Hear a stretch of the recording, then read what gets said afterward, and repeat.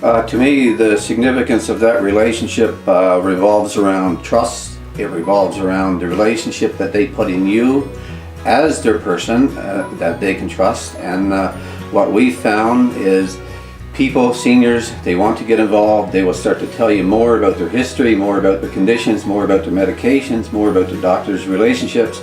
And from that, there's a lot of positive, just feed on each other. And at the end of the day, most of them feel a lot better knowing that we've taken that step forward with them.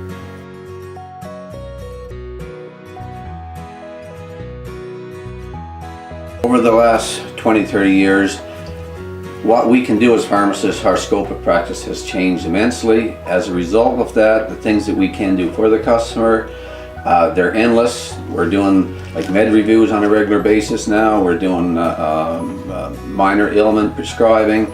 We get seniors. Who would have thought in '85 that seniors would be sending their prescriptions online for me to get filled? I mean, we thought it was already the 18 and 25-year-olds. I got 75 and 80-year-olds sending their prescriptions. All in all, I think it's the transfer of information back and forth, and information is everything.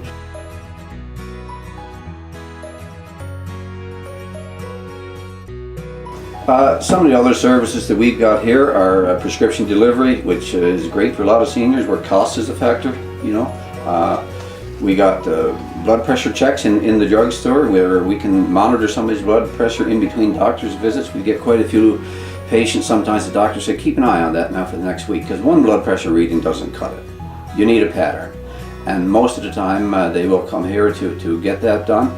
Blood sugar testing, you can get that done now in 5 or 10 seconds. At one time you probably had to wait 2 or 3 weeks at the hospital. So it all means better control. We've got the tools now to monitor relationships or interactions with medications. We know a lot about drugs, but we certainly don't know everything. I wish I did.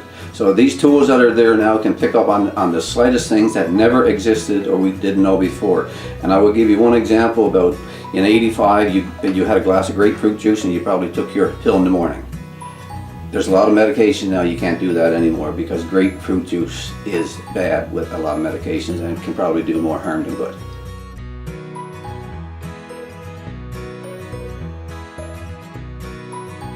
Governments still have some plans, whether they know they're available or not.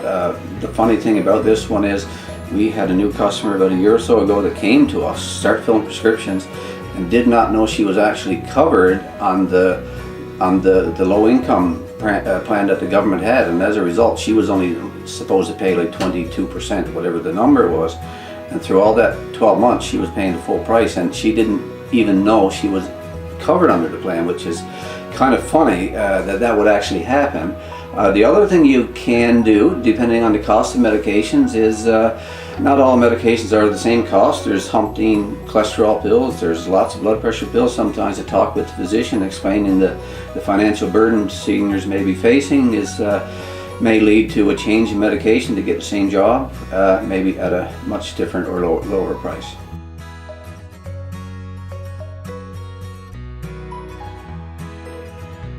Is communication.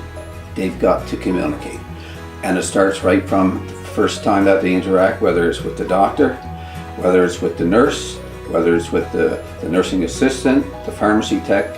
Ask the questions. There's nobody up in all these places that got all the answers, but I think together we can get you the overall answer that you're looking for. We are the last in line. We were always taught in school, I will be the last person you will see before you swallow that medication. If anybody's going to make the difference at the end of the line, it's got to be me. But the nurses and the doctors and everyone else there, they got a part to play in communication. I've had customers come to my dispensary and they put a prescription on the counter and they say, could you tell me what that's for? And I'm saying, whoa, we need to communicate. And it applies on all cross-section of the healthcare, because I think with that, everybody's going to be far better off.